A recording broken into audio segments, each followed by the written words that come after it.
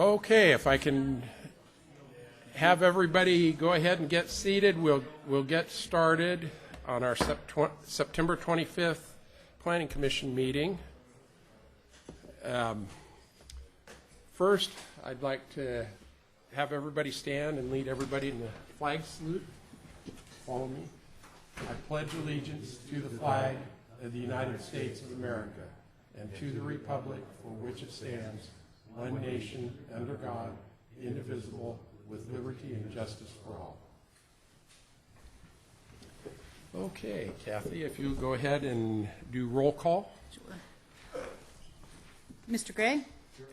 Mr. Nader is absent. Mr. Moss? Here. Mr. Johnson? Here. Mr. Ricucci? Here. Mr. Denayo? Here. Mr. Sevison is absent. Okay, we'll have EJ give us a report. Good morning, Chairman for the day and the rest of the commissioners. I have a couple of things to update you on. First thing is the community center, event center ordinance. That went to the Board of Supervisors on August 26th. That was approved, and it was approved with 3 changes that you might want to be aware of. The private road issue, I remember we were requiring 100% of the property owner's signatures. That has been changed to 2/3 of the property owner's signature. The event definition, that was changed from 5 people that constitute an event to 20 people. And the last change that the Board of Supervisors made was the 26 events per year. Language was added where it actually says maybe 26 events per year, or as specified by the use permit. So those are pretty somewhat significant changes from what the commission approved, and those will go in effect, Karen, is that I'm not sure if it was 30 days from the date that it was approved by the board. Yes. Thank you. And then the Lundberg variance appeal, that also went back for final consideration, and the board upheld what the Planning Commission recommendations were at that time. As far as upcoming board meetings, on October 7th, the board is tentatively scheduled to hear the Sheridan Community Plan update, so we'll be happy to get that moving along. And then for upcoming Planning Commission hearings, there will not be an October 9th commission meeting, so you can take that off your calendar, October 9th. You said October 7th? October 9th. October 9th. But what about the Sheridan Community Plan? Oh, sorry, that's for the board. Board of Supervisors meeting. I'm sorry. I thought we dealt with that already. Yeah, October 7th, the Board of Supervisors will be meeting, and they're going to consider the Sheridan Plan. And then shifting over to Planning Commission, the October 9th Planning Commission meeting will be canceled. And so the next regularly scheduled meeting is going to be October 23rd. And there's a lot of projects in the works right now. Some of the bigger ones are the specific plans that most of you are familiar with. Willow Vineyard specific plan, they're proposing amendments. Placer Vineyards is proposing amendments. Most of these changes are focused around financing and public facility, parks, and open space. We're trying to get those packaged together. They may come as soon as the end of October, but more likely in November. The winery ordinance, we're going to be having a workshop October 26th or 23rd. Right now, we've been out going to all the MACs and presenting what was discussed here at the Planning Commission. And then one last item, there's a map modification. It's a property down in Granite Bay in the Boulder subdivision. It's a Say residence. We expect that to be on the October agenda as well. So with that, that's all my update. I want to remind you that the first item on your agenda is a consent item. That is a reappointment for the Wastewater Authority Board Committee. So you'll want to address that first before we get into the timed items. Okay. Any other questions? Any questions? Seeing none? Thanks. Thank you. Okay, before we get to the consent item, we'll go ahead and open it up to public comment. If anybody from the public would like to comment on any anything other than anything on today's agenda, now is your chance. Seeing no one, we'll go ahead and go to the consent item, and it's reappointment of Ken Denio as representative of the Wastewater Advisory Board Committee. Make the motion. Second. Okay, I guess roll call. You wanted to do this, didn't you?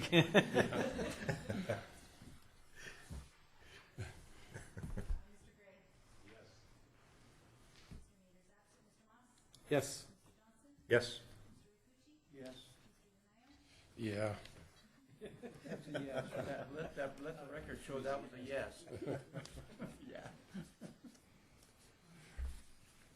Okay. Okay, we'll go ahead and go to our 10:05 item, Willow Creek Shopping Center. And yes, Jerry, you're up on that. Thank you, Mr. Chairman. Good morning, Commissioners. Nice drive up here in the rain. The request before you today is a proposal for a new shopping center here in Auburn, the first such proposal to come through in quite some time. I'd like to note before proceeding that you all have a copy of an errata that is intended to modify 2 conditions of approval specific to the timing and review of improvement plans. If it's approved today, the 2 conditions of approval would contained in the errata would become binding. So the request consists of a conditional use permit to allow for construction and operation of a shopping center, a parcel map to reconfigure the 3 existing parcels into 5 parcels, and that would be 1 parcel for each of the 5 structures that would comprise the shopping center.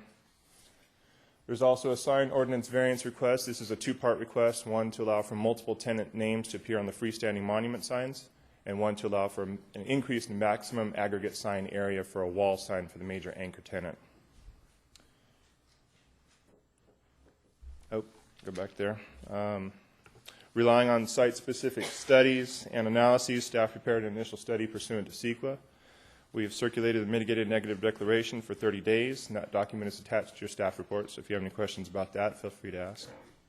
We have received no comments on the mitigated negative declaration. And finally, if the project is approved by your commission today, the applicant team would be required to complete a design site review agreement prior to submittal of the improvement plans for the project. The design review, as you're probably aware, will ensure that the project is developed consistent with any conditions of approval, with the Placer County design guidelines, the Auburn-Bowman Community Plan, goals and policies, and the zoning ordinance. So this is the project site. It's at the northwest corner of State Route 49 and Willow Creek Drive. The site consists of 3 parcels that total approximately 7.3 acres. This is the site of the former Crossroads Chevrolet dealership. They went out of business during the economic downturn. The buildings that are shown here, no longer there, they were vacant for several years before being removed by the property owner in an attempt to reduce maintenance costs for the site and to prevent transient use of the buildings. Today, the site contains only the parking lot and building foundation remnants and a few oak trees at the extreme southeast corner of the site. So this is the proposed site plan. The 5 structures would be arranged around the perimeter of the site along the south, east, and north property lines. The largest building is the major anchor tenant back here at the northwest corner of the site, be approximately 27,650 square feet in size. A tenant has not been identified, so can't speak to that, but it will likely be some form of a grocer. The second largest building would be a sporting goods store, and I think that's about, I didn't have the square footage on that one. It's contained in the staff report there, though. The third tenant is a Shops A building. This is a mixture of retail and restaurant uses. It would feature a drive-through. Comes around right around the corner over here. The fourth building is another Shops building, again, inline tenants, restaurant, retail, mix of uses, and that would be attached to the east face of the primary, of the major anchor tenant. So these ones would have windows, doors that face out to 49. And the final building, the fifth building, would be a drive-through restaurant oriented kind of parallel to 49, midway between the two buildings. Let me go back to this again, sorry. Access to the site would occur at Willow Creek over here. That site would feature full turning movements for both ingress and egress. The existing access at State Route 49 is down in this area somewhere. That's going to be relocated a couple hundred feet to the north, and this would be a restricted right in, right out only. The third access is an internal circulation between this parcel and the adjacent parcel to the north, and that would remain open. So the entitlements, the use permit would allow for construction of a total of 65,000 square feet of shopping center. Upon construction, general retail, restaurant, and service uses would be able to relocate within the shopping center without further entitlement. The parcel map is included in your packets. I don't have it referenced here, but generally the parcels, the 5 parcels, are going to be configured to each encase one of the structures and a respective amount of shared parking lot as well.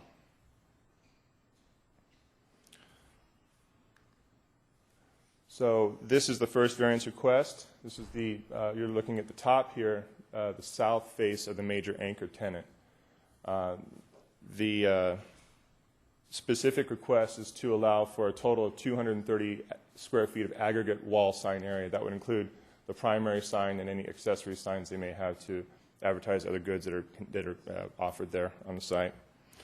130 square feet is the maximum allowed by ordinance, and so that's why they're requesting an increase in size. Exceeds the ordinance maximum allowance. Excuse me, I have a question. Now, the signage that's depicted on this, is it the increased size? I mean, is it the one that they're requesting? I believe that is. I believe that this is the increased. Okay, I just wanted to get a perspective of what it looks like on the building. Yeah, it's not garish. It's just larger than what we would normally allow. Okay. So the findings for this request are relative to the orientation of that building and the distance from the adjacent roadways. So we'll go back to the site plan here. The visibility of this building is, well, it's non-existent if you're coming southbound. But if you're coming northbound, the idea is the applicant would like to have motorists be able to identify this major anchor tenant before coming up to this Willow Creek intersection. This is where they need to make a left turn to come into the site. If they get past Willow Creek, there is no left turn into here. They'd have to go all the way up to Bell Road, make a U-turn, come back, and come in here. So that's the nature of that request. Is there a street sign proposed at all? Yeah, I'll get to that next request. There is a monument sign being proposed right in this area somewhere that would identify this tenant. But again, that sign, advertising this distance may not be sufficient. Is it bigger than the proposed sign on the building? No, it would have. I'll show you that exhibit in just a second here. So it's an effort to inform northbound State Route 49 motorists of the presence of a major anchor tenant before they get too far along up the road. And staff generally concurs with these findings. So the second variance request, and Mickey, this is the request you're speaking of. This is the wall sign here, or excuse me, the freestanding tenant monument sign. So the sign ordinance currently prohibits multiple tenant names to appear on a freestanding monument sign. It prefers instead to have a single name identifying the shopping center, which most people don't go by anyway. People call this Kmart Shopping Center, not Rock Creek Shopping Center. So you'll note that Rock Creek, speaking of that one, right across the street, is advertised with monument signs that also feature multiple tenant names. Some of you may remember approving that variance request back in 2007. So the findings for that request and the findings for this request are identical. When shopping centers design internal parking lots, and that's preferred by the Auburn-Bowman Community Plan, also design guidelines, the larger buildings are generally pushed to the perimeter of the site and usually further away from the major roadways. In the case of both of these shopping centers, Rock Creek and this proposed Willow Creek Shopping Center, the major tenants are not visible from certain lines of travel, and so they need sufficient advertising to allow to provide motorists with an opportunity to adjust and prepare for turning movements to enter the site. So again, staff concurs with these findings. So question, the total area of the sign, if it had 1 or 6 names on it, is the same? Right, and this one, For this sign, there's no request for an increase in sign area. This is the maximum 100 square feet.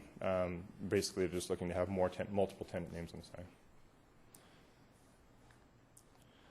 So the mitigated negative declaration concludes that all potential environmental impacts that could be associated with the project are less than significant or would be reduced to a less than significant level with mitigation that's proposed.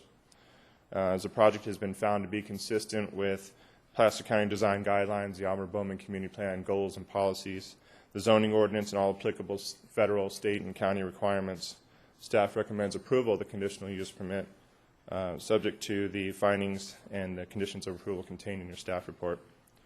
Staff also recommends adoption of the mitigated negative declaration and the mitigation monitoring and reporting plan, also subject to the findings contained in your staff report.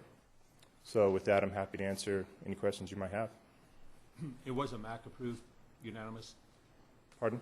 One abstention, I think. One abstention, I think. But other than that, yeah. Right, one abstention. Didn't have enough time to review, I think, the environmental document is what she said. Okay. Any other questions? Just, wait, conditions in here requiring revegetation and watering and stuff, are those going to get adjusted for drought conditions? I think that those are conditions specific to initial site disturbance if they don't happen to finish. So the idea here is a project would be constructed in a single phase, but it may not. And if it's not, But, I mean, that's pretty much a boilerplate condition that goes in every boilerplate phase. conditions. So if they construct all the improvements on the site, but they leave these pads open and don't construct those buildings, those are the areas we want to see stabilized. That's the revegetation. It's not replanting with native trees and shrubs and things like that. No, Grasses. Yeah, but it calls for irrigation of it after the fact when we're Oh, trying not to do that. I hard guess. to say. I'm not sure. That's a question for engineering, I guess. Any other questions? Did you want me to address that? Yeah, if you. Sure. Please. Rebecca Tabor from Engineering and Surveying. I think, are you talking about condition 16 on page 15? Is that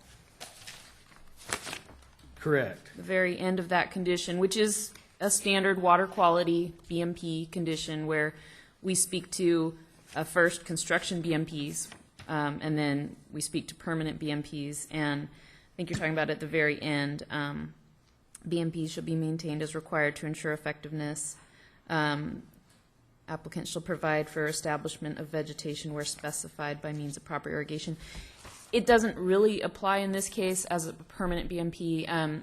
That's speaking to like a vegetated swale, if that was the treatment approach. Well, and then I was looking Needs here to on be 10. vegetated. The applicant shall revegetate all disturbed area. Revegetation undertaken from April 1st to October 1st shall include regular watering to ensure adequate growth.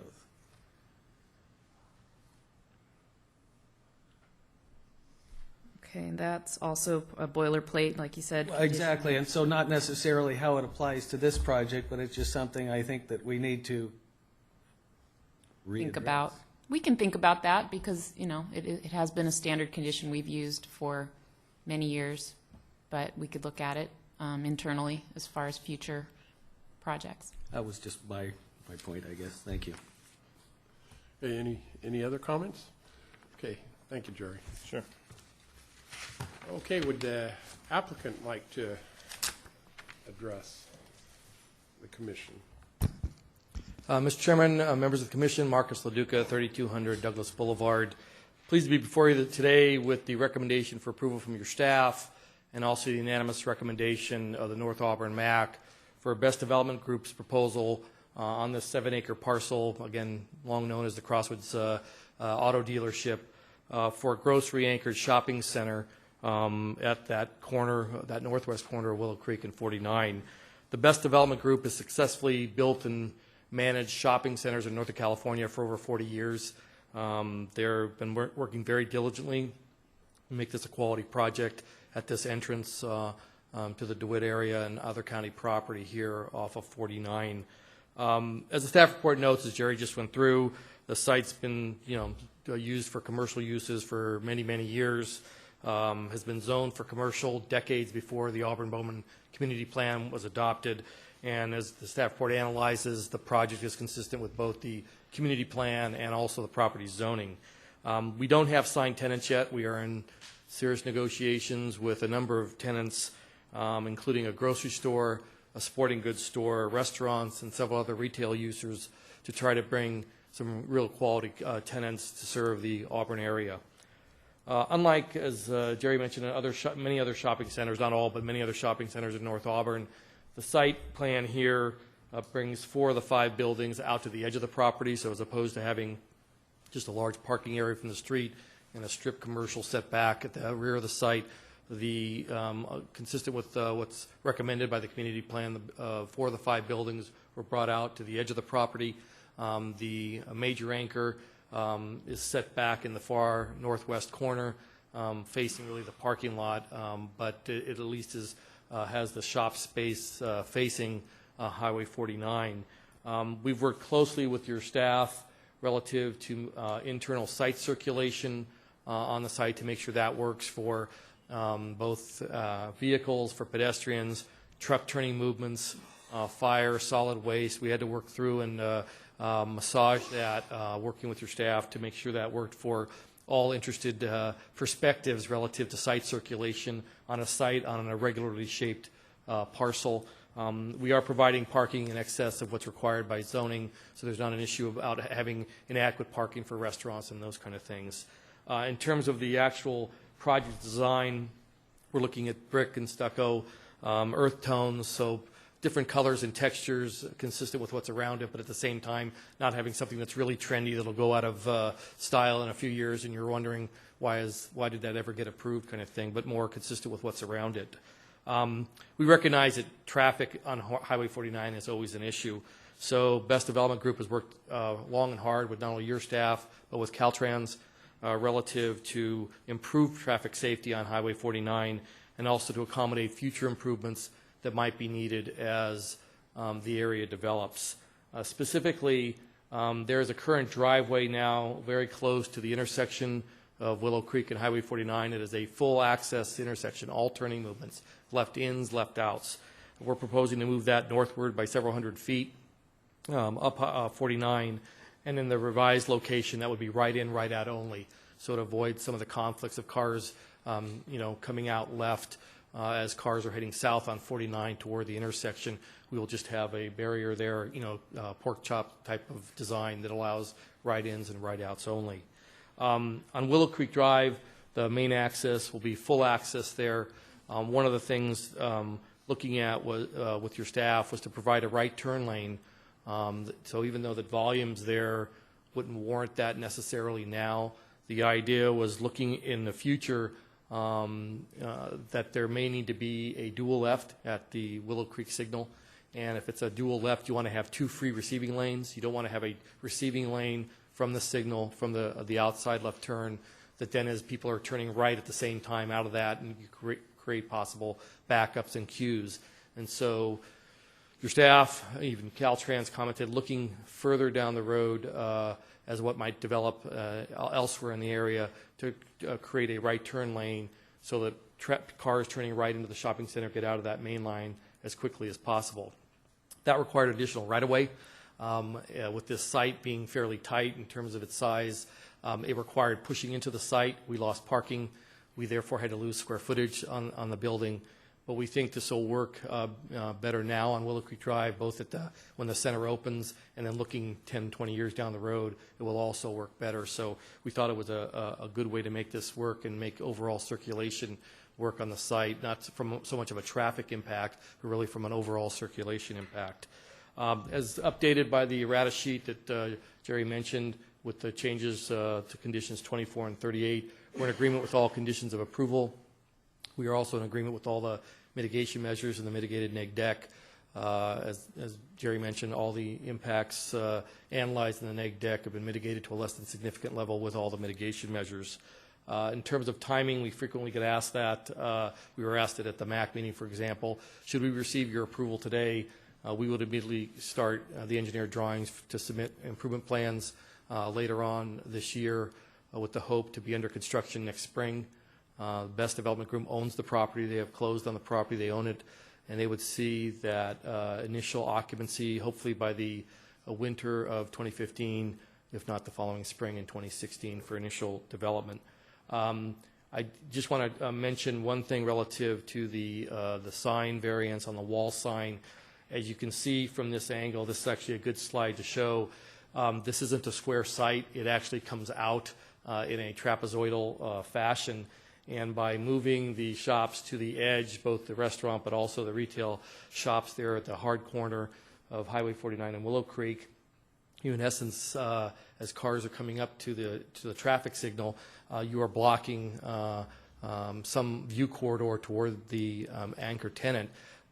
By cutting off left-hand turns into the access point of 49, you have a potential situation that as cars come up, and I don't know if we have that slide, if we were able to get that onto the slide that shows when you come up to that signal, having a larger sign, you actually can see it better versus when you go, if you have to go past that signal, and then you realize that, then you see the sign, you're at Bell Road, you have to make a U-turn because we're going to cut off those left-hand turns into the site. And so we were trying to work with, in the context of that, typically we would not try to seek that kind of a variance, but it worked given where the major anchor is, where it's facing, and also the way the property goes out toward the signal there relative to the site design and the buildings pressed to the edge of the site. With that, we'd ask for your approval today of the project as presented and as conditioned by your staff. Our project team is here to answer any questions that the commission or members of the public might have, Mr. Chairman. Thank you very much. Okay, thank you. Any questions? Go ahead. Yeah. Yeah, I guess this is just really almost more interest, but there's a new method apparently of handling the water that's coming off in rainwater coming off the parking lots. And it goes into a filtration system. Right. And then it's, I guess it sounds like it's a big tank, and then it's gradually, it's treated and then just pumped into other drainage. I just kind of was wondering how that works, or, I mean, there's a maintenance that goes with it, and If I could ask Chris Schulze from TSD Engineering to come up to be able to address that. He has worked very hard on that particular issue. okay, thank you. Chris? Mr. Chairman, Commissioners, Chris Schulze with TSD Engineering. Marcus was correct. We've worked long and hard in developing this system for storm drain out here. And right now it's not that much. We patterned this off similar to what Home Depot did next door. Basically, on a day like today, we get rain in the parking lot, drops into the DIs.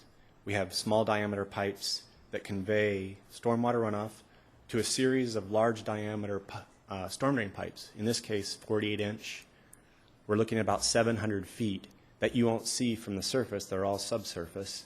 That water is stored in there. Then after the water is released out of that at a rate that is below what we can release at, mitigated flow rates, it goes into an underground vault. The vault is there to treat stormwater runoff for that first flush. Like if you were driving in here today, you probably saw some of the asphalt, the runoff. You get that white foamy stuff on there. That's exactly what we're looking to treat there. There are other pollutants that get treated within there. And then after the water leaves that vault, treated, it's going to go into a pump station. And this pump station only is pumping water up maybe 10, 15 feet, discharging it into the existing storm drain system. There are several pumps inside that, we'll call it a pump station. I think in this situation we have 3 pumps. One's really small, so we don't want the big pump coming on to treat a small storm runoff event. So we have a small pump in there, we have a medium pump, and then we have a large capacity pump. And they all work independently of one another based on the rain event. And then when we get a real large, say, thunderstorm or something like that where it's inundated, all 3 pumps can work at the same time to move water.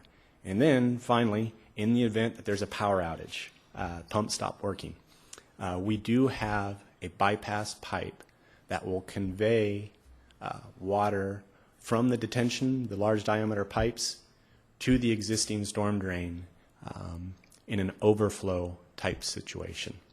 And so hopefully that answers your questions. If you have anything specific, I can. Okay, I guess kind of what I'm curious about is probably the maintenance. It sounds like these pumps work automatically, but then I mean, do you have to have an on-site engineer? Oh. And then as far as the the treatment of the water, I imagine most of the stuff you're going to be taking out of it is oil products? Correct. The water quality BMP vault that treats that, what I'll call that white runoff that we saw this morning on our way here to the commission meeting, that device gets checked twice a year. There's a maintenance agreement that's entered in with the county on that, and they will inspect it twice a year. This facility does require maintenance. It'll be in the CCNRs for the project. It will get maintained through that tool. The maintenance of the pump station will also be included in that. But the pumps this is a commercial shopping center. There's going to be leaves. There's going to be trash. There's all kinds of things in there that cause these pumps to fail. If the pumps fail, that becomes more and more of an ongoing issue. So the types of pumps that we're using are specific to a commercial settings like this. No clog grinder pumps pretty much can chew through a mop head. That's probably the worst thing that can go through a pump these days, just because they're stringy and they like to get interwoven with the moving parts internal to the pump.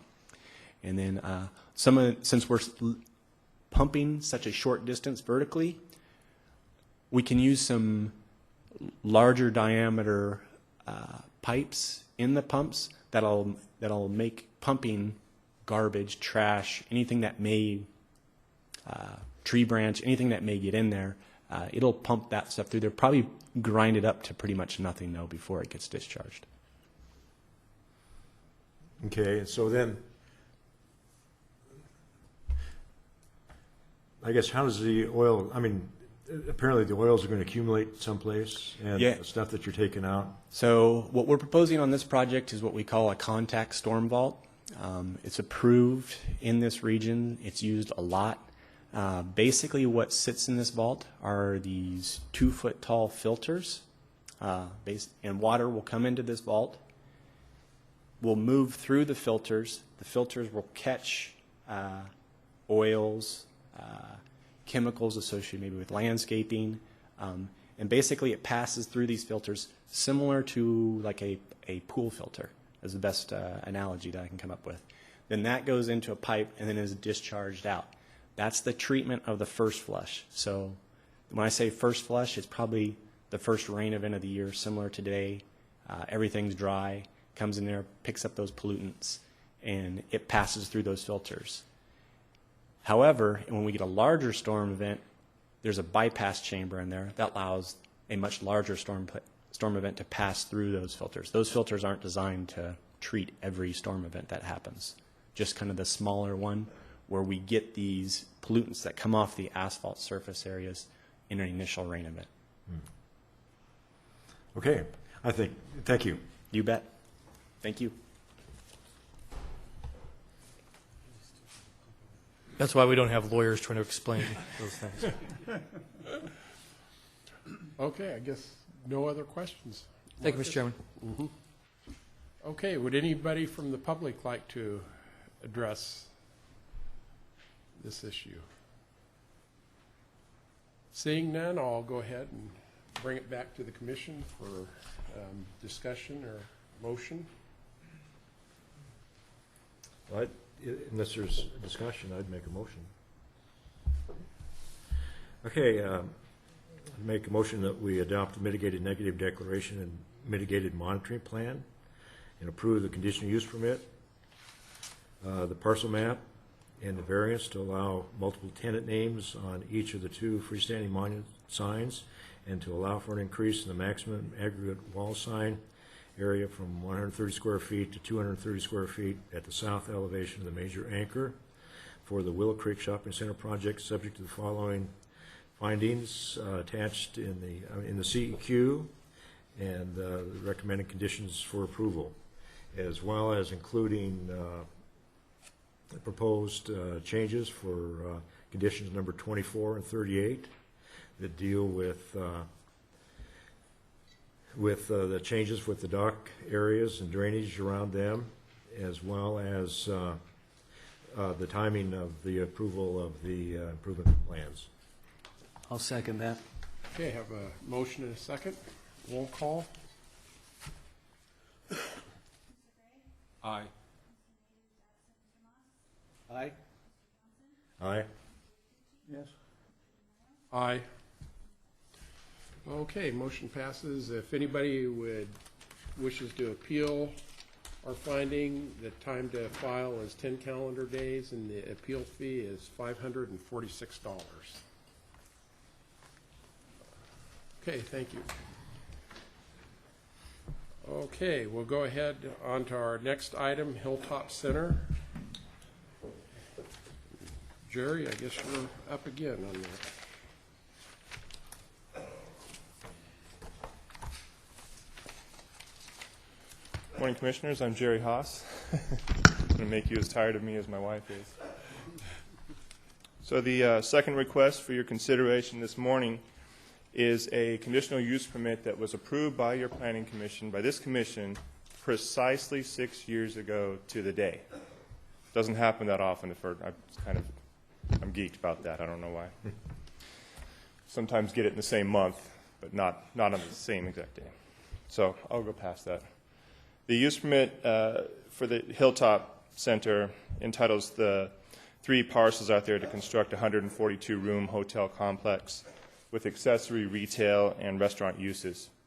The use permit was not vested because it was approved at the onset of the 2008 economic downturn.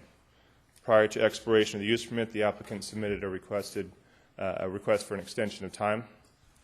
Pursuant to the ordinance, the zoning ordinance requirements, staff prepared and distributed notices to all the neighboring property owners, soliciting input on the applicant's request.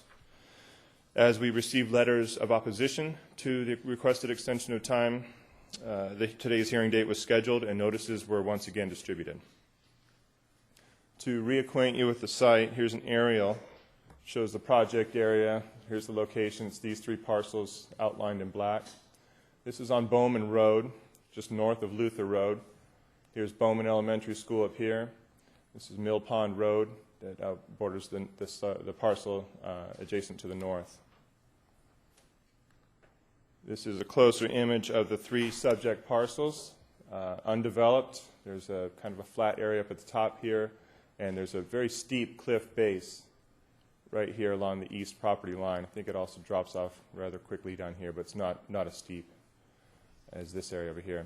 This is an existing sort of a shopping center, retail center. Different uses have come and gone in there. And these are 2 lots that have been cleared out. Once there was a modular home sales facility here. They vacated the site a few years ago, and this site's just never been constructed, never been developed. So here's the approved site plan. You see the 3-story hotel would be constructed at the northern portion of the property, the usable portion of the property. Emergency access road would run down here to connect with Mill Pond Road. There are 2 separate mixed-use retail restaurant buildings, and then also a separate standalone restaurant facility at the south property line. A total of 245 parking spaces. I think about 80 or so are proposed for underneath the structure there. There'd be underground parking. So it's important to note that the original findings that are required to be made for approval of the project have already been made by your commission. So those are the typical findings you see for consistency with the neighborhood, the community plan, the zoning ordinance, and so forth. The mitigated negative declaration was also adopted by your commission in 2008. So the Placer County zoning ordinance requires only 3 findings to be made in order to approve an extension of time request. It's not meant to reconsider the project in entirety, but really what conditions have changed between its original approval and today. So here are the 3 required conditions. The first one, no change in conditions that would be grounds for denial of the original request.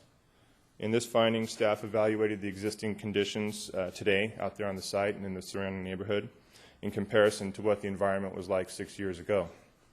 Largely on account of the recession, not much has changed in the area. The mobile home park was removed and a new transitional housing development is being established. These are essentially the same land uses, so there's no real change in traffic patterns or in conditions with respect to that change. A new medical center has opened at the existing shopping center that's at the base of the cliff there. However, no new parking or increase in floor area has occurred with that movement, that relocation, with this new tenant. So once again, no significant changes in conditions. The second finding is relative to the applicant's attempts to pursue implementation of the project. To this end, virtually no new commercial projects have proceeded through the recession. We've seen businesses move around amongst vacant spaces, but no establishment of new commercial uses. This time represents the opportunity, and the first time, currently where we are, represents the first opportunity in the post-recession era that commercial projects in the area can reasonably proceed. So that meets the intent of that finding as far as staff is concerned. The final finding requires incorporation of conditions to reflect current standards and requirements. Current air quality and traffic fees will be collected. They'll be updated to the current fee schedule. Current best management practices for construction will be required during development of the site. So staff found really only two conditions that needed to be modified for this request. The first one notifying that there was a hearing today that considered this request, and the last one that would, if approved, would grant 3 years of time to the vesting of the conditional use permit. With all this, staff has determined that the required findings of approval can be made. Your packet includes 3 comment letters that were submitted on behalf of the applicant's request. We also received a fourth that came in. I think it's sitting on top of your desk there. I want to quickly touch on the primary issues that were raised in these comment letters. First, the LLC that was originally listed on the application has been suspended. However, staff required the property owner to obtain authorization from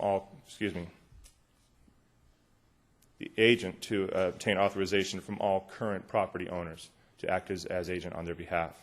So we have copies of those authorization letters. You can see those. The parcels, all 3 of the parcels are current on property taxes, on county property taxes. That was referenced in one of the comment letters. One comment letter alleges that 6 years should have been sufficient time to construct the project. In staff's opinion, this comment ignores the reality of the recession that we're just now emerging from. And finally, as I've already pointed out, the conditions on the site and in the area are substantially the same as those that existed 6 years ago today.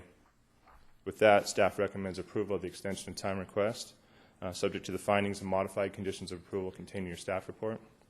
Additionally, as there are no substantial changes to the project and no new information of substantial importance has been identified, staff recommends that the previously adopted mitigated negative declaration is the appropriate document for the extension of time request.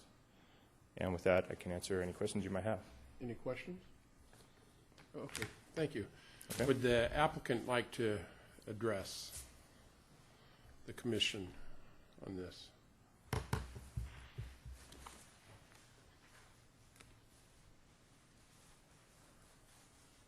Good morning, Haspo Zurksat. I'm the original developer on this project and continue to be. We started the project in 2003 actually, and based on a recommendation of the then Economical Development Director, Mr. Ed Graves, that this property, if developed properly within the guidelines of the county, could bring a lot of vitality to the businesses and community in Auburn as a destination center. I believe 5 other developers in the past had tried to come up with different uses, anywhere from car lots to I think affordable housing units and what have you, and over 25 years they were not able to accomplish that. We were able to accomplish with working through with the community a lot. We had, I think, a number of MAC meetings actually before coming in front of the Planning Commission. We reviewed all the situations and objections that was before to the previous attempts. We worked with the staff diligently to put in uses and project that is going to really benefit the community. So this is really a destination center that's going to present all that Placer County can offer to the markets and restaurants and the art galleries that we're going to put in there, and also provide the quality lodging that a lot of businesses and people in the community here ask for to have, more than just a Holiday Inn that we have right now.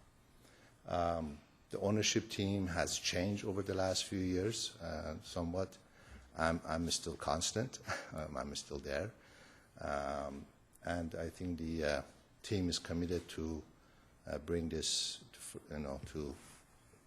to the market and bring it to the community. We just need to have the financial institutions to get rid of taking care of all the past issues and to start looking forward. So we just need the time. So commitment is there. We have conducted a number of feasibility studies ourselves through third-party organizations in the past 12 months to see if it's really feasible still economically, and everything is thumbs up. We have been working with the economical development again in the county, and everybody feels it's still is a very valid project. So we just need a little bit more time for financial institutions to get in line. Thank you very much. Any questions? No questions? Thank you. Thank you. Okay, would anybody from the community like to speak on this issue? Just come up and state your name and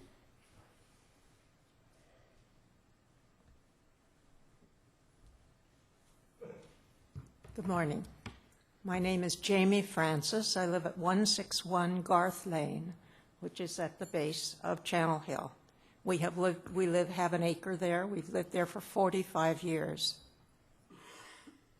My concerns are as follows, and some of these have been stated already, but I'd like to restate them. I am just amazed that the county can consider extending this permit for 3 more years, because Mr. Bozarzad had declared bankruptcy and since a previous approval, and still owes the citizens of Placer County and the taxpayers over $36,000. He has not paid this back. He has had 6 years to do that. He has not. He owed $56,000 and change, paid $20,000, but still owes. And it just seems incredible that you would even considering this, because he has owed us, the taxpayers, this money for 6 years. And I think until he reimburses. Excuse me, just a quick question. That money, I missed it when you said, what was that money owed for? The money, I believe, is owed for services rendered by the county. By the county. Okay, thank you. Yes. And we were sent letters about this project, and the first thing, one of the first things, in fact, the first things it says is that this gentleman is has a request from this gentleman on behalf of the property owner, Hilltop Center. Well, we all know that Hilltop Center has been suspended by the Secretary of State and can no longer use that name and cannot no longer do business in California. And you have, in your packet, you have all that information from the Secretary of State. We've been told that now it's not called that, but nevertheless we were sent letters. So this is misinformation to us. And that doesn't seem quite kosher to me. I would have thought, and the county knew ahead of time that that Hilltop LLC was no longer viable. It's been canceled. They knew ahead of time and yet didn't send out letters to the property owners and so forth saying, giving the new information. Yes, it was on the website. That was a week before this meeting. But if you knew it ahead, you should have let us know. All right. The other problem with this permit is that I think, and I live there, so I do know, that there have been changes in the neighborhood since the original declaration had been made. And one of them is there's a new medical center there, generates a lot of car traffic, And good. We're glad there's somebody there. But nevertheless, it's more traffic than in 2008 when there was no medical center there. Also, as has been noted, the trailer park is now a facility for women and children in dire need. These people have real problems, but that's not what we're addressing today. We're addressing the fact that these women and their children are added people in that area, and these women walk their children to Bowman School. And this is more traffic on the road, on Bowman Road. These are my concerns, and I hope that you will deny the 3-year extension. Thank you. Thank you. Would anybody else like to address this?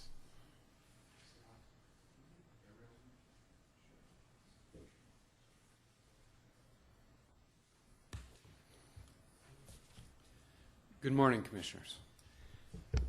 Excuse me. That one or the Yeah, one before? no, that one's fine. Okay, backwards. Okay, great. Thank you. My name's Robert Shelfon. I'm an attorney who practices in Sacramento. For the last 15 years, I've been representing cities and counties and their planning departments in state and federal litigation. More importantly, I'm here today because I'm the property owner of 277 Channel Hill, which I'm not sure how to use the laser, but this whole acreage right there, 2 acres, is my property. My wife and I bought that property in 2011, and it was a complete remodel, fixer-upper. It had been destroyed by the prior tenants. We paid about $190,000 for it with loans to rehab the building. We did a complete remodel. We have 2 kids, ages 8 and 9, who live there. And it's now been appraised for about $435,000. So we were successful. We were able to increase the value of the property as well as the neighborhood properties. We were pretty surprised lately to get these letters that there's plans to build a 142-person, 3-story building across from our house, and that instead of doing an environmental impact study, a mitigated negative declaration was pushed through, which didn't address any of the issues that currently exist out there on the ground. What you've got is a rural piece of property. It's a country setting. There's deer, there's fox, there's coyotes, there's rabbits. All those live on the property. There are Cooper's hawks. I know that was brought up in the mitigated negative declaration. There's also owls currently living on the property. And we were even more surprised to learn that this builder has significant issues with even getting a project off the ground, maintaining a business, filing for bankruptcies, but continuing to try to pursue this property up on the hillside. This isn't a case where they go in and, like the prior project, where there's a flat piece of land, somebody's already been there, they bulldoze the buildings, and they're going to put up a new structure. This project involves removing 44,000 cubic feet of material, cubic yards of material, storing it across from our house. There's been no analysis of the dust or the debris or the particulate matter in the air that will affect our property as well as our neighbors. There's been no analysis regarding the noise levels for our property or our neighbor's property. The mitigated negative declaration instead focused on, well, will the people who stay at the hotel, will they hear traffic from I-80? It's just an inadequate review. The 6 acres of land there, 6.5, do contain trees. They contain some old oaks as well as pine. Those are going to be removed. They're going to bulldoze the 6.5 acres. They were talking about stockpiling it across from my property. There's going to be 25,000 cubic yards of material moved, fill made, piles left. Nobody's looking at that issue. Nobody's looking at the noise due to construction. In the mitigated negative declaration, it was determined that those noise levels would be temporary, so they wouldn't impact anybody. The traffic, the mitigated negative declaration looks at traffic and agrees that there will be an increase on the existing roads around that property. My road, Channel Hill Road, is a dirt road that's not county maintained. I go out there with a pick and shovel and try to rebuild it after storms. There's no discussion how it's going to impact my dirt road or my neighbor's dirt road. And we know that drivers are going to end up using it, or people who stay at the hotel, because they're going to miss a turnoff, go into the neighborhood, go down Channel Hill, go down Luther, try to get back to the front of the hotel entrance or to the emergency exit on Mill Pond. Now, when I looked at the mitigated negative declaration, you can't look at one of those unless you look at the general plans. And here, this mitigated negative declaration or this proposed project clearly conflicts with the general plan for the Auburn-Bowman area on multiple counts. The general plan assumes that all building sites are developed in a manner minimizing disturbance to natural terrain and vegetation and maximizing preservation of natural beauty and open space. This doesn't do that. It bulldozes the highest point in the Channel Hill neighborhood and places a 3-story building on top of it. It also, not only will all of us in the Channel Hill neighborhood be forced to look at this eyesore up in front of our homes, but everybody across 80. I trail run, and so I'm always looking back over at Channel Hill, and you can see the cell tower on top of it. Instead of seeing natural hillside, which is basically what you see from the Cool area and across the Middle Fork of the American, what you're going to see is a hideous 3-story hotel with the lights, the noise, the traffic, everything that goes with it. The general plan also requires that county maintain the present character of residential established areas. This proposal doesn't do that. The current neighborhood is a country setting. There's goats, there's chickens, there's neighbors of mine have mules and horses. It's a rural setting. While it might be close to downtown Auburn, it doesn't feel like Auburn, and that's the beauty of that neighborhood. It's very quiet, and there's a ton of animals going through there. And like the prior speaker said, everyone who has kids and they go to Bowman School, they're walking Channel Hill Road in the morning to get to the school system, or they're going around to the front of Luther and out to Bowman Road and going down to the school that way. There's nothing in the mitigated negative declaration which addresses that or the impact on those students and their families. The general plan also requires that the county preserve and maintain rural character and quality of the outlying areas. This proposal does not do that. The general plan also states that no commercial development should be permitted north of the Bowman interchange on I-80 except as specified in this plan. Doesn't comply there. It also conflicts with the general plan's community goals, specifically Goal 9, which requires that county protect the I-80 corridor, including areas along Bowman Road, to preserve existing scenic vistas of the canyon and Sierra Nevada mountain range. I get that in 2008, when this came before the Planning Commission, there was an economic recession going on, and probably any building sounded like good building at that time. If you could get a project going, that may benefit Placer County, it may benefit Auburn. This project, the conditions have changed since then. People could get funding. Perhaps not this gentleman in this project because his business and his proposals have issues, but somebody could possibly do some construction up there that's intelligent and sensible and fits in with the community that exists around it. We don't have that here. Things have changed. There's no reason to rush forward with this hotel. It was brought up that this town only has a Holiday Inn. That's not true. There's, next to the Akitas store, there's a hotel across 80. There's the Foothill Motel, which is in disrepair and could be rehabbed, which is basically a either transient or 290 population living in it. There's the Best Western, which is around the corner on Forest Hill Road, if you take a right across from the new Starbucks. There's multiple hotels in this area, and all of them are vacant every weekend. There's been no study of whether an additional hotel is needed in this area, and there's no reason to bulldoze the highest point in Auburn to put one at the top that's 3 stories without addressing the impact on the locals who live in that area, as well as whether that's really needed in this case. I'm asking for you to deny the conditional permit, go back to the drawing board, at least conduct an EIR if you think that the project should go forward, and consider things in light of the general plan for the Auburn-Bowman community. That hasn't been done at this point. Thank you. If you have any comments or have questions, I'd Well, I guess my comment, you said you bought in 2011? I did. Okay, and this was an approved project even prior to that, even though it wasn't moving forward.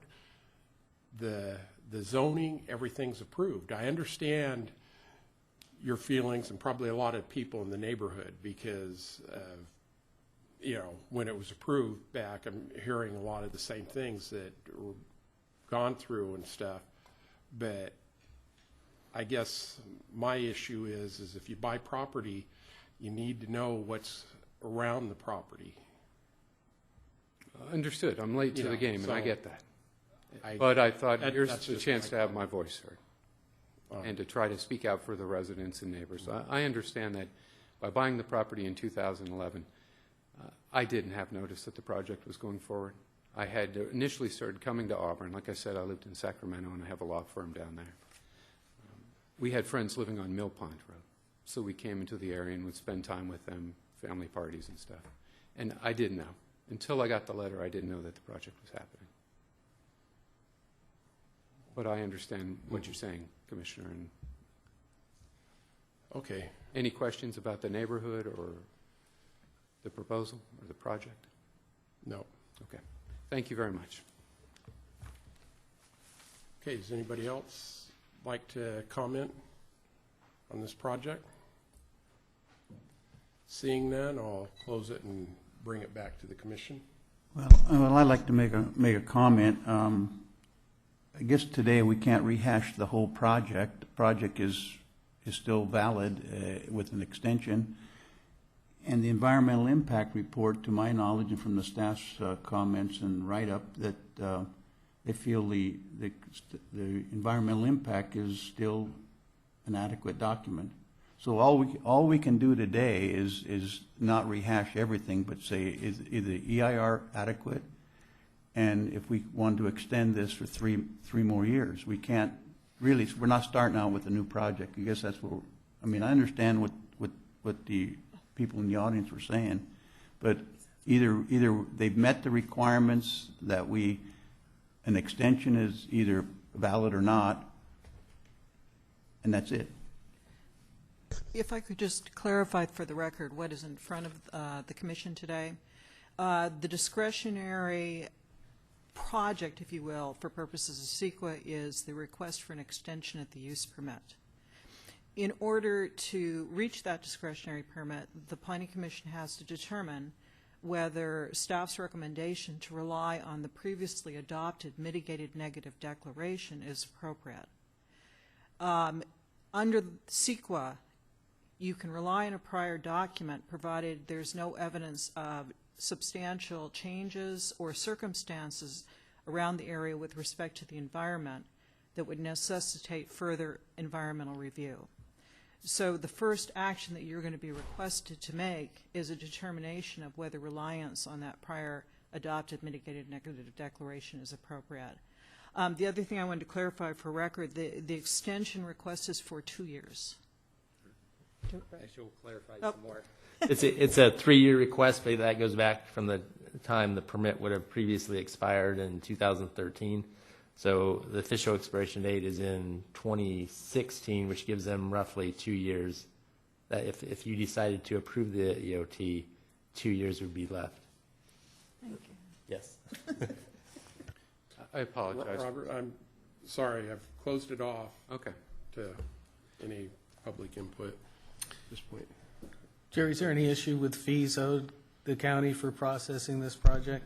Yeah, what Jamie was referring to is the application processing fees. So staff time that was spent on the original approval, she's correct, those fees were in excess of $50,000 at the time it was approved in 2008.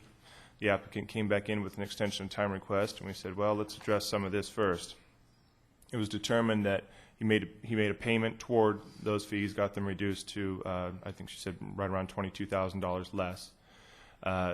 The applicant then submitted a fee for the extension of time application, which we received. We figured we could proceed with that under those fees, the new fees that had been paid, but would withhold processing and even acceptance of the improvement plans until the remainder of the fees, past due fees, are paid to the county. So extending this, aside from giving him more time to pay the fees that are due, do not relieve him of that obligation in any way, Not at all, shape, or no. form? Thank you.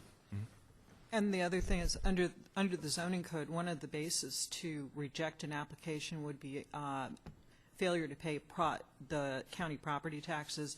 And as I believe Jerry has mentioned, those we have confirmed have been paid.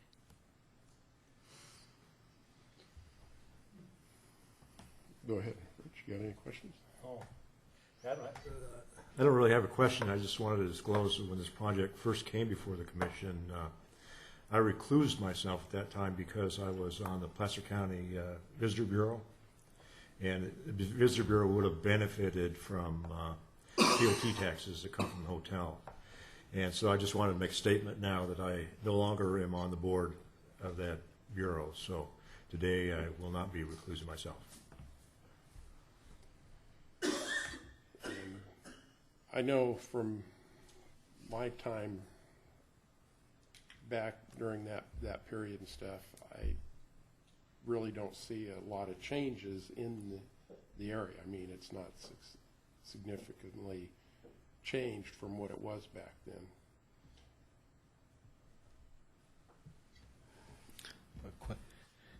then. When a new project comes in an area and you do an environmental review for that new project, does it take into account what is approved and not yet built as you do that environmental review? Right, we look at existing plus approved. Plus, so when Acres of Hope was approved, this use was already factored into whatever approval or review you did for them? If you did an environmental review for them, I'm not sure. Right, no environmental review is necessary there. That was. If they had one, though, you would have taken into account approved projects as well as what is already built? Absolutely. Okay, thank you. Okay, if no more questions or comments, somebody like to make a motion? Make a motion that the Planning Commission approve the extension of time for the Hilltop Center, subject to the following finding and modified conditions in attachment C, the CEQA findings. I don't know if I need to read all that, but for the extension of time, we have the no change in conditions, and we established that the applicant has been diligent in pursuing it, and that modified conditions have been imposed and updated to reflect current conditions. Commissioner Moss, could you clarify whether you also included in that motion that you're relying upon the prior mitigated neg deck? Absolutely. Didn't I say that? I couldn't hear it. Yes, I'd like to include that we are relying on the previous mitigated negative deck. Second. Have a motion and a second. Roll call. No.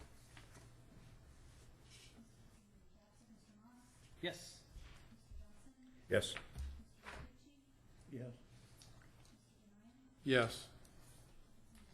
Okay, motion carries. If anybody would like to appeal this, you have 10 calendar days to file the appeal, and the appeal fee is $546.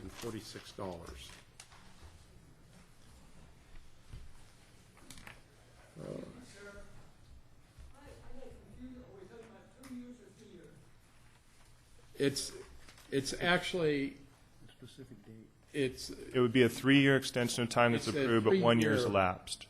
but like a year's already off of it, so it's only like 2 more years. Until 2016 then. 2016, if it's not forward. Mr. Chairman, can we take 5 before Okay, we we're going to take a quick 5-minute break and be right back.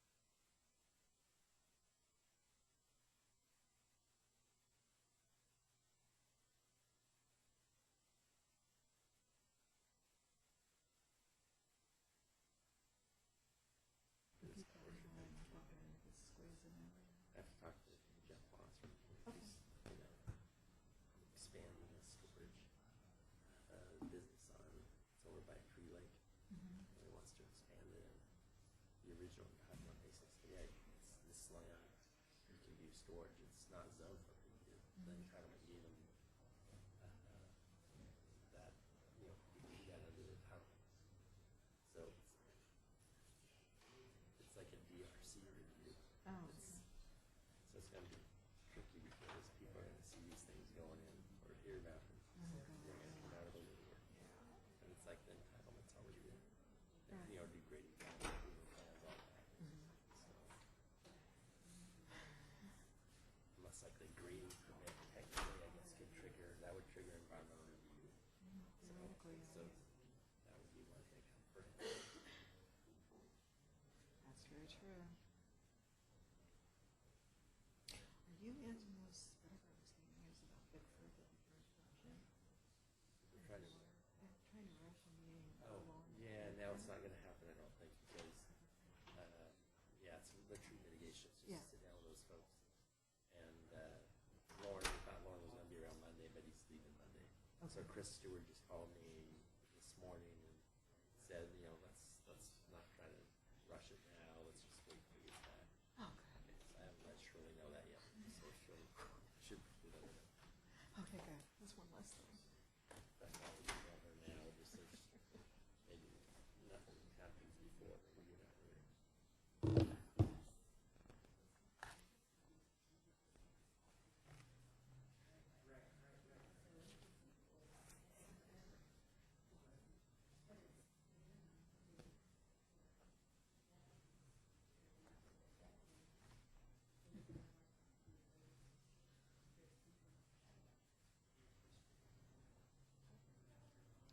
Karen, will you be at the beaches working group, whatever they are, today? Am I? No, You're not going Marcos. today?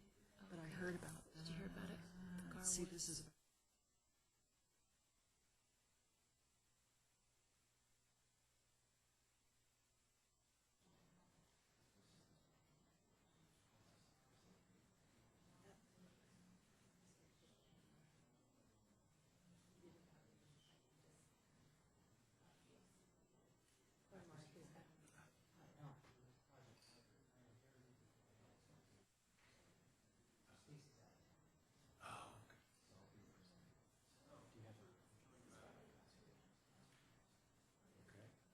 So you're on our side? Go for it.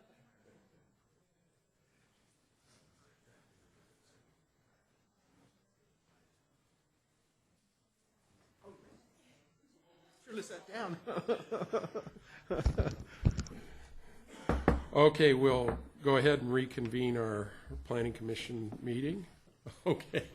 Thank you. Alan Bruce. I'm the- Alan, I was surprised. I'm looking around for Stacy. Right.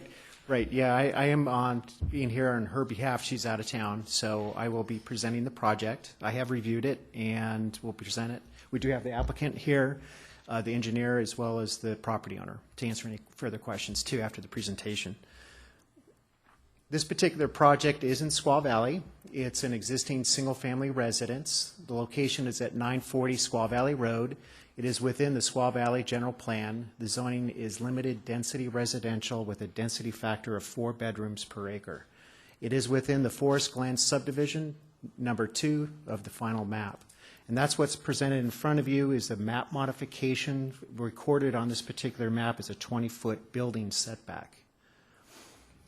Oops, let me go back real quick. The surrounding land uses, you could, right here is the meadow. Here's Squaw Valley Road. This is the subject parcel. Surrounding the area is residential development. It's also LDR zoning. This is the recorded map.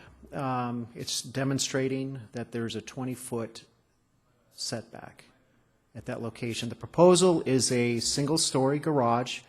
It's 934 square feet. It will be 7 feet from the property line. There is an eave. It will be approximately 5 feet from property line. Existing conditions, this is the house. It is a 5-bedroom. In the Squaw Valley general plan, we do have parking spaces or 3/4 spaces per bedroom. So they need to have 4 parking spaces on site to meet the zoning. The slope on this particular property is pretty steep. It's a 21% slope. This is the property line right here. There is an existing retaining wall that's out in the right-of-way. And then the paved parking that the existing house has is right here. There is 2 parking spaces inside the garage at that location. This is the proposal and what's in front of the commission. This is the map setback, so the garage portion is right here. And when staff reviews it through the DRC, the Development Review Committee, we do look at adequate line of sight as well as backup. Typically, we do look for 20 feet to edge of pavement. We're showing here on this particular plan is 27 feet to edge of pavement. There is 1 parking space right here that's not with the garage that meets the 4 parking spaces. This is the design of the garage. And that's the other side, the angle. There will be cutting into the hillside. There is a environmental determination. It's categorically exempt, class 3, which is part of the environmental category that we're asking the Planning Commission to make a decision on. Existing conditions, this is the existing house, the 21% slope, the access way. The proposal would be to remove this, and then right here on the right-hand side, this retaining wall, which is in the right-of-way, will be removed. This gives a better angle of where the garage will be. It'll be right in here. And the applicant has informed us, right now they're looking for the garage, but then eventually they'll come in with another building permit. They will remove and convert this other parking here. That they can't have access to it with the proposal as well. This gives a better idea of the slope they're dealing with. And again, when they approached staff, there was concerns about sliding out into Squaw Valley Road, and they want to dig into the slope side there and have a better slope down towards Squaw Valley Road. The surroundings, directly to the east, there is actually another garage that's in the map setbacks. So this is not going to be out of the ordinary. This gives an idea as you look to the west. Recent photograph with the smoke. This gives a better idea of what the retaining wall will be removed right here, and the garage again will be right here. Another angle. And again, for information, there is other encroachments that come in from other properties, structures within that 20-foot setback. So we are asking for the Planning Commission to approve the project. I do want to just touch real briefly on, there is a letter that you did receive from the adjacent neighbor, and she is on our Design Site Review Committee as well. It did go in front of the Design Site Review Committee, which is Squaw Valley. 4 of the members did recommend approval on that particular project. They're looking at the materials and colors only. Our DRC, our Development Review Committee, our engineering departments reviewed it, our fire departments reviewed it, planning staff has reviewed the project, and we do feel after reviewing the letter, the project in front of you is adequate and meets our conditions and as well as the code. So I have any further questions, I'd be more than happy to answer them, and again, I do have the applicant here too. Yes, it did go to the MAC. Judy is on the MAC. I'm sorry, I take that back. The design site review, it did not go to the Squaw Valley MAC, no.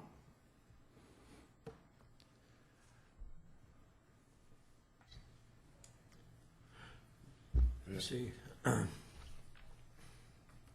guess there was a question from the public there that was questioning why this isn't a variance, it's a subdivision modification. Correct. And so this actually affects the whole subdivision? No, this one's very specifically for this property. You're making a decision only for the garage within that map setback, but it's only for this particular property. Okay, why not a variance? It meets the exception. There's a, if a 20% or more slope, we have our zoning ordinance that would meet that requirement. This particular one, the map modification, we're just looking for you to review it to allow that encroachment within that map setback. Okay. And then the existing garage? what's going to happen? Well, maybe we can ask the applicant that question. I can, if there's any other, for staff, Any I'm other more than happy questions? to. Ron? Oh, well, you see, the other question was that I think the house next door may be the generator of the letter. And Correct. it looks to me like their driveway isn't affected by this. No, it was reviewed. You can see from the plans, let me go back to the site plan here. Yes, you're correct with regards, that is their driveway right here, but you can see here is actually back further is the property line. The removal of the retaining wall will be right here and actually be wrapped around on the Forte's property. It will not affect their driveway coming in and out of their property. Okay. And with your pointer, can you point just, about where the front of the garage would be, It would be 7 feet from property line, and I'm trying to, you're the one that put up the. Exactly that line of trees there. Right, is that the corner right there? I can't tell. So that, pretty close where the face of it would be. So really, you're taking all those rocks out and opening it. Correct, looks like that had a corner there. Okay. Okay.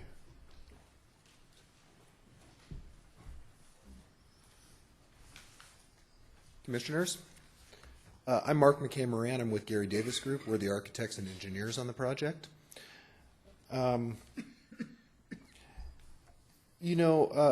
first and foremost, we're primarily concerned about safety on this project. In the eastern part of the county, a 21% slope on a driveway is a pretty dangerous situation. We don't like to even have it in the foothills, but in this case, the driveway, we're really trying to create a better environment for our clients, and Michelle Forte and her father, Reb, are here as well and can kind of speak to maybe the day in and day out usage of this, but it's been a primary concern for some time. And just to give you a real brief history on this project, we actually had a previous project already approved last year that was simply a driveway modification where we swung the driveway as close to the property line and brought it up to the current parking pad and garage here. And we were only able through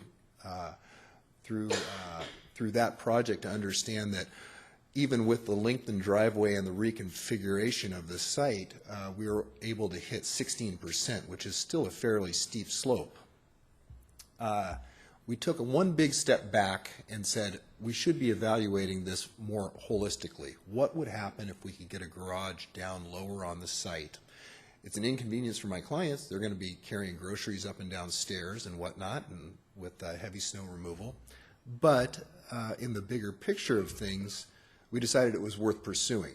We did several studies to try and site a garage on this parcel and came up with this as the best solution. Let me say, one of the things that was alluded to in Alan's report is a common exception that's used with steep slope lots. We actually have 3 projects right now that we're using it on, and it does not involve a variance, but instead involves showing that with a steep slope lot, we can safely put a garage into what would normally be considered a setback.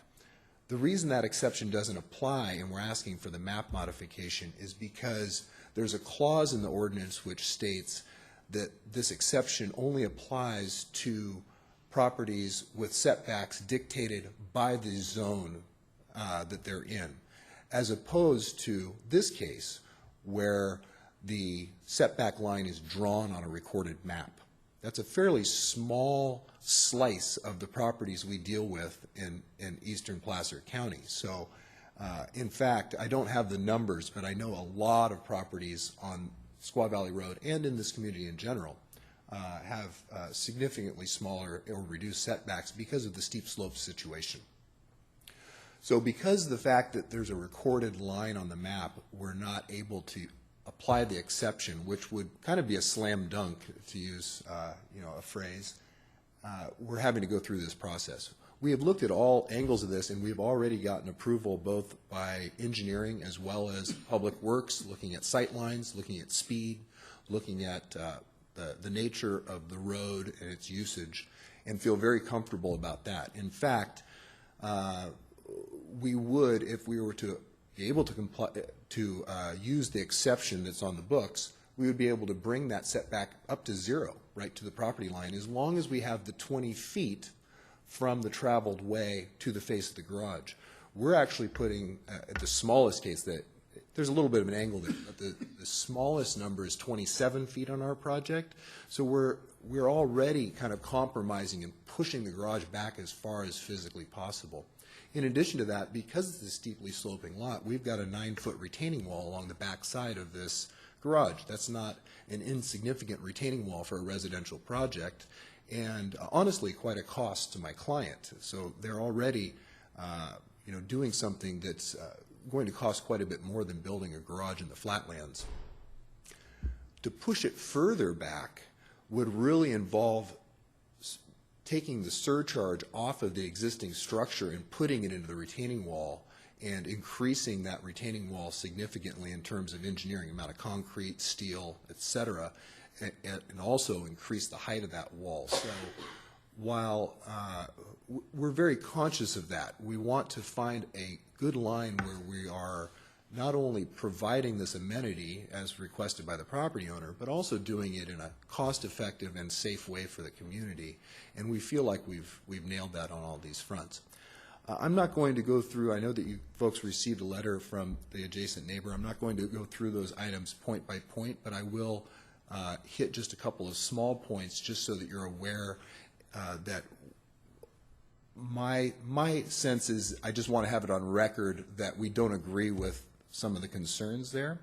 And you feel free to ask me any questions after I've finished to follow up on this, because I won't hit every point. But one point is just the fact that we had tried and looked at additional designs that might work well for this property, and through a very diligent process have analyzed several ways to do this and have come to the conclusion that this is the best way to do so. Second point was that there's some new information that may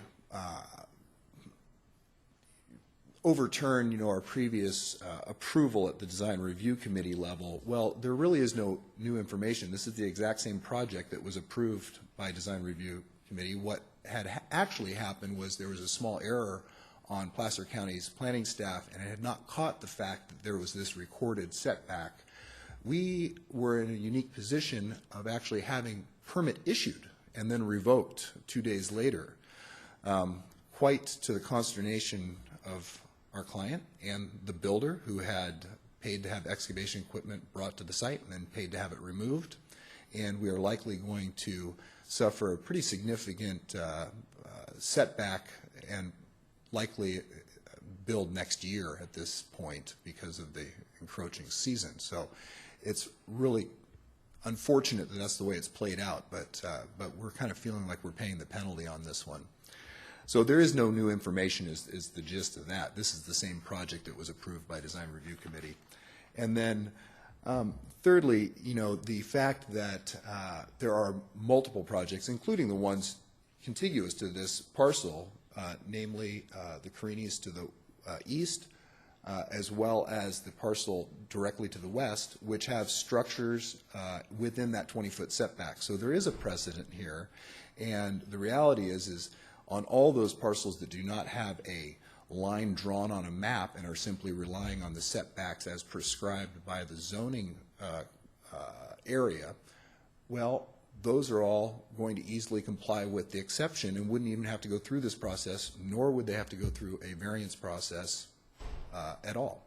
They would simply be checked for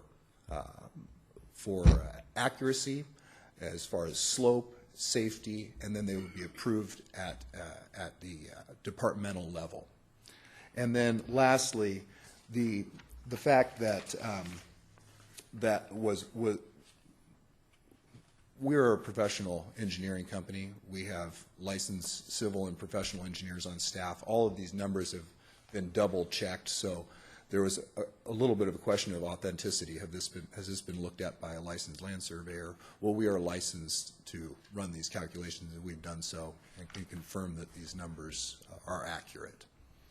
And that, in a nutshell, is what we've got. If you've got any questions, there's several other items that were brought up in the letter that I could address, but I'll see if they're relevant or not.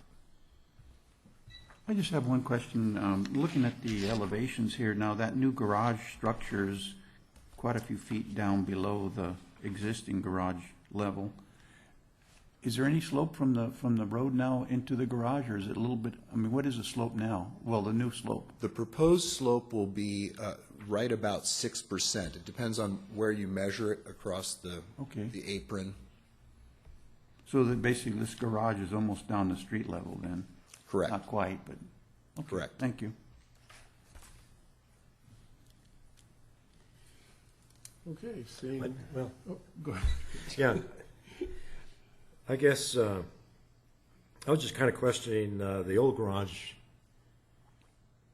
won't be a garage anymore. No. Well, what's happening is part of this project, we're removing not only the asphalt drive, but the asphalt parking pad directly in front. So functionally, there will be no way to get into the old garage. What will happen, just to give you a long-term sense, the Fortes plan on keeping this property in the family. This is not something they're developing and flipping.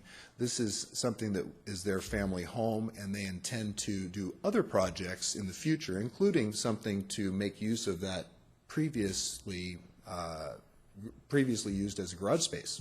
So while that's not part of this project, that is something I can't speak for my clients. That could be 3 years down the road. It could be 5 years down the road, but they definitely want to do something with that.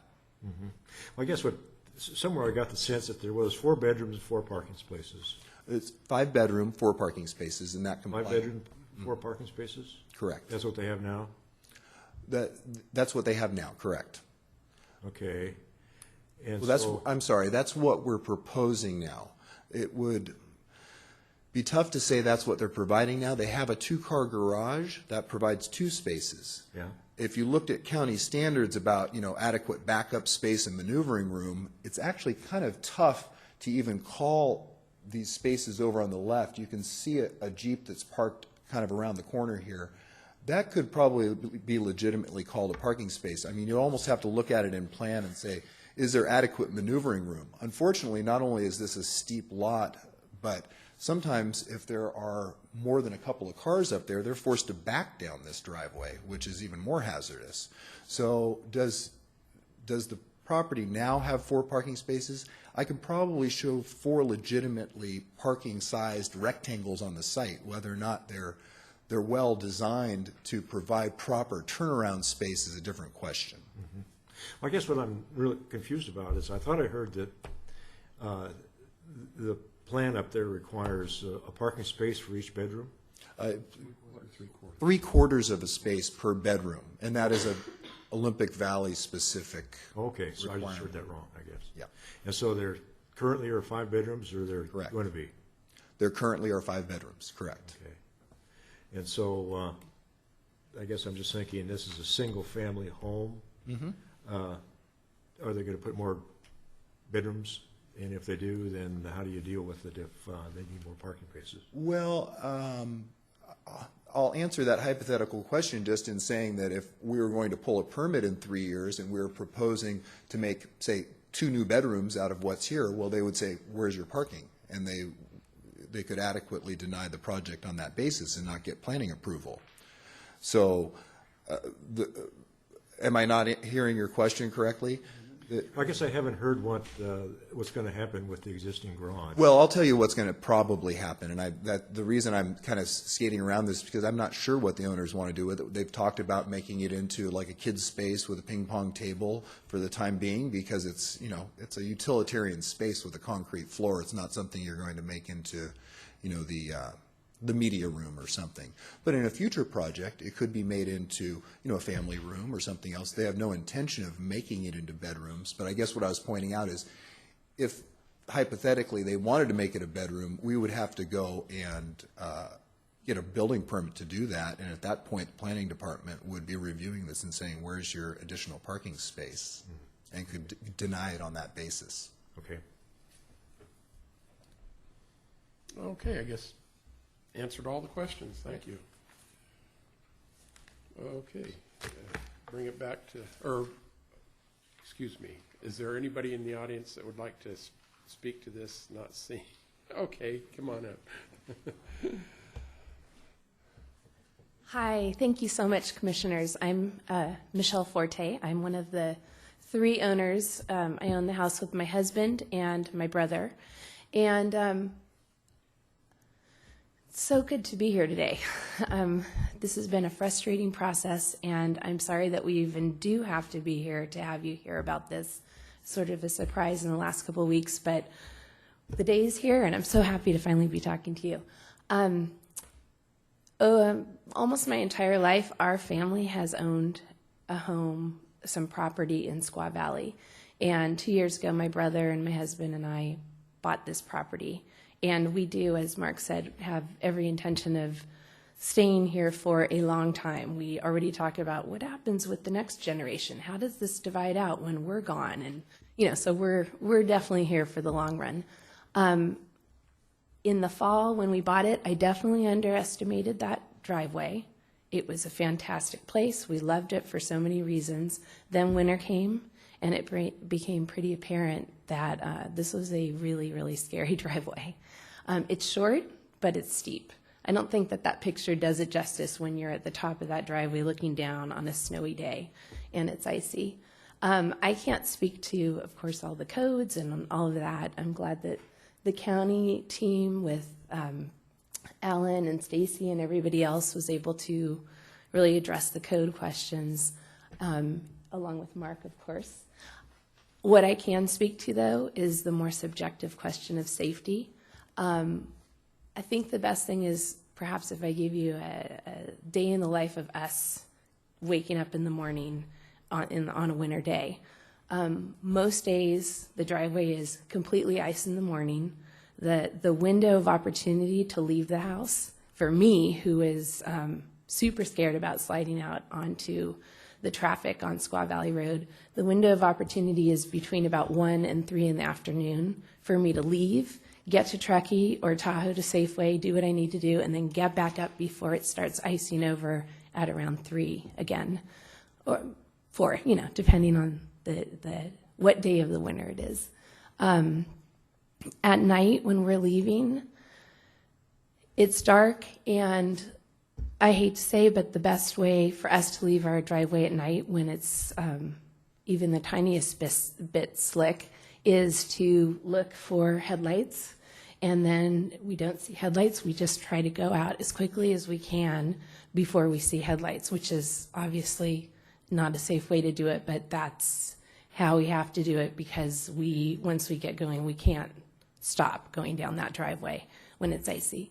I read the letter from Judy Carini, our neighbor, and it's interesting that she raises safety as such a concern because safety is the whole reason we are here.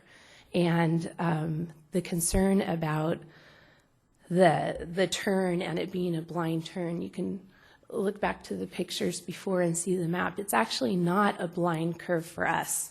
We can see traffic coming down, well, certainly from Squaw Valley, but also from Highway 89. We can see the traffic. We just can't stop for it if we're sliding down our driveway. I think that safety is and should remain a concern for them because they do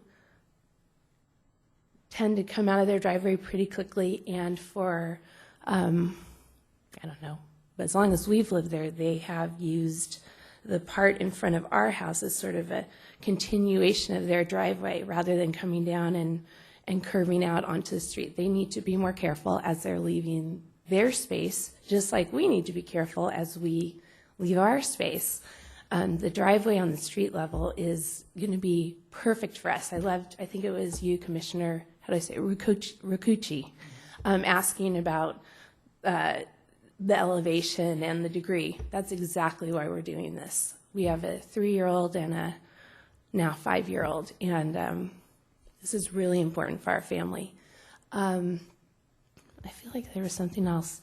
I don't want to get too sort of he said, she said, but I think that there's a frustration going on by our neighbors who have had for decades one aspect from their house, and now we're changing it, and change happens, and I'm sorry for them that this is a frustrating process, but a year from now when we have our garage built and it's safe, it's beautiful. It is beautiful. They have told us this is a beautiful design. They haven't put that in the letter to you, but it's going to happen at one point or another, hopefully really soon after this meeting. But they will be very pleased with how it looks. I know this isn't the design review committee, but I think that some of what's happening with, and just a reminder, one neighbor who has ever come to complain about this, but it's just change is happening, and that's frustrating to them. So change is happening, hopefully, and that's very exciting to us, and we will feel so much safer at our house. So thank you. Do you guys have any questions for me before I? Okay. How long have you lived there, just for curiosity? What's that? How long have you owned the property? We bought it in November of 2012. Okay. And we rent it out, but we also go up Okay. as much as we I was can. just curious more than anything. Thank you. Yeah, thank you. Okay, anybody else in the audience? Seeing no one, I'll close it off and bring it back to the commission for discussion or action. Well, I just like to, Commissioner Richard there picked up on what was happening to the other garage, you know, if they're going to add more bedrooms and all that, and I think that was answered, that where would you put the parking spots? So yeah, I think that court of, they just want to put this garage there besides the safety aspect because they wanted to add more bedrooms, but according to the rules, they can't, and because how are you going to put another parking spot in there unless they get really creative? But anyway, that was the only thing that kind of crossed my mind. But I like the idea of lowering that. I mean, that's and the elevations, although only on 8.5 by 11, they're really clear on how far down it goes there, you know. So I think it's a good project. Yeah. I guess one other question, Alan, because they say, you know, it has that 20-foot setback strip, but if there's no setback strip, then it's 20 feet from edge of pavement. Is that sort of property line or? In setback to structures is 20 feet typically in the Sierras there. And as Mark was indicating, which staff does all the time, there's an exception to that on the slope of the property. And we can exempt it, staff can, at the building department level. But you still have to maintain 20 feet from edge of pavement. Yeah. Correct. And they're showing 27 feet as their minimum. They do show more than that in other cases. So they do exceed that. Okay, thank you. Okay, I'd make a motion that the Planning Commission finds this project categorically exempt from review under CEQA. Well, let me see. Yeah, recommend that the Planning Commission approve the subdivision modification to allow for a 7-foot setback measured from the property line in order to allow construction of garage and covered entry feature to be accessory to the existing residence, subject to the following findings and attached recommended conditions for approval. And the findings are CEQ findings and the subdivision modification. Commissioner Johnson, just to clarify your motion, it's not a recommendation, it's actually a motion for final action. I got a little confused there. Just like what he said. Motion. I'll second that. Okay, have a motion, a second. Roll call. Aye. Aye. Aye. Yes. Yes.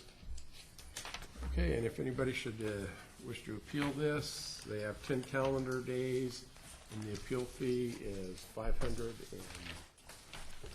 my glasses on, $546. They're saying it 3 times. You'd think I'd know it by now. It changes. Thank you. Thank you, everybody, for coming. Yeah.